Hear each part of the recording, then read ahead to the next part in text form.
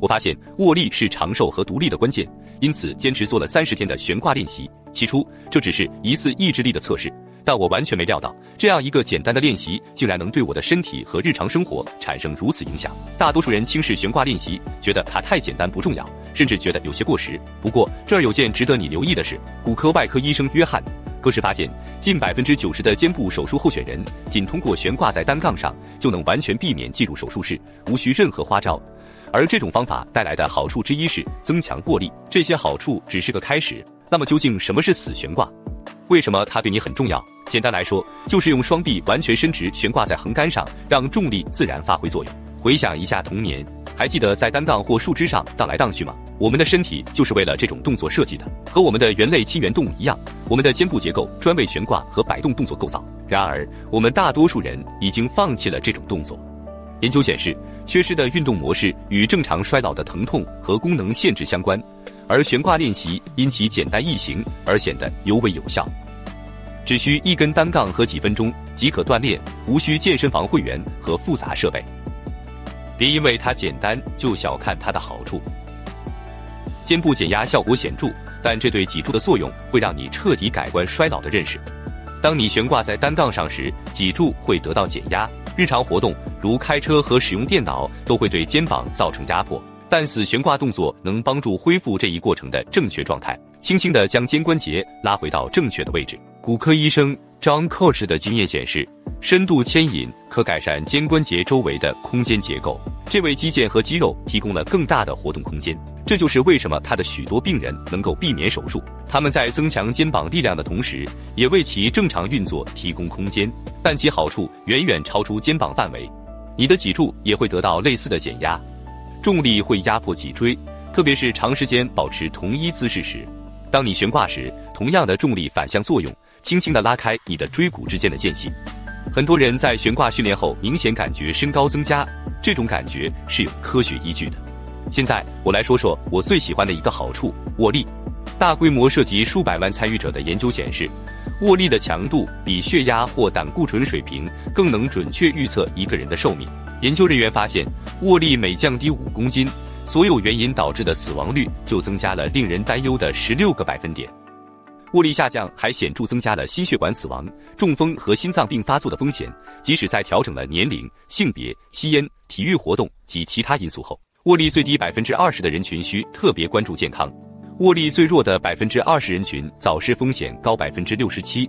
懸掛通過持續受力自然地增強這種有助於延長壽命的握力。你不僅僅是短暫地用力握住，而是在承受整個身體重量的同時持續保持握力。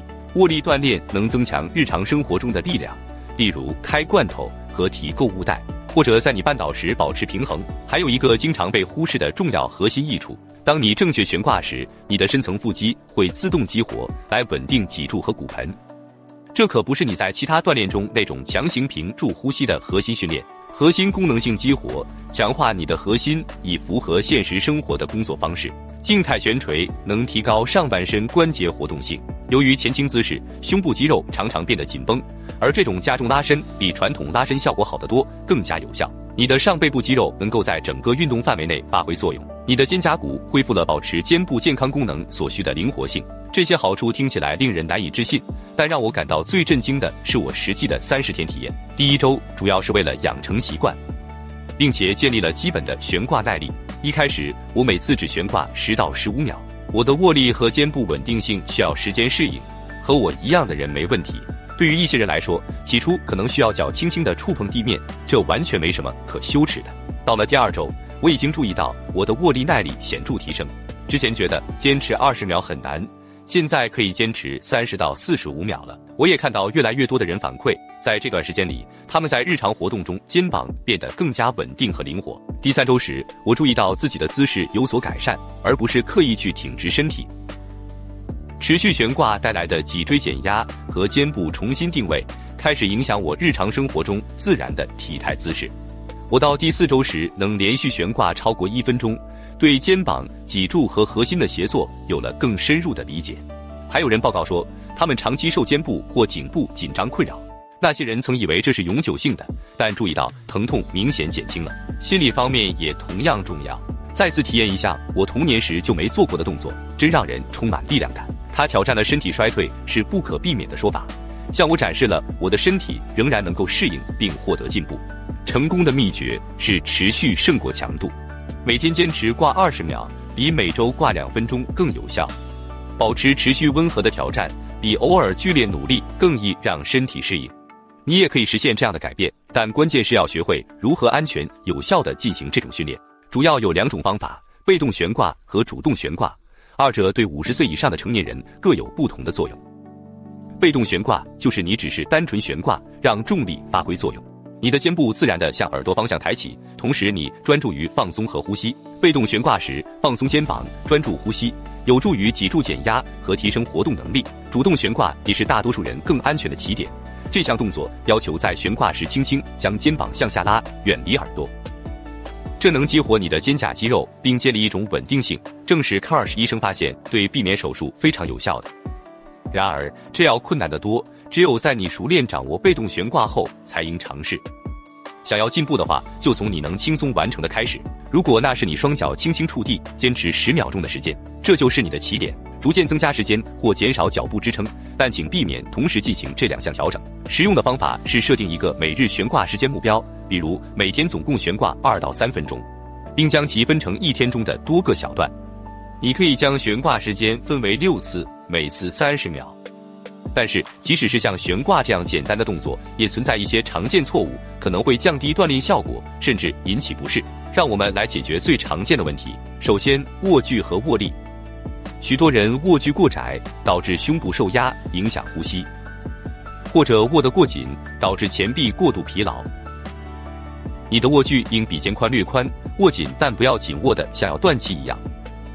掛着的時候，你應該能輕鬆呼吸。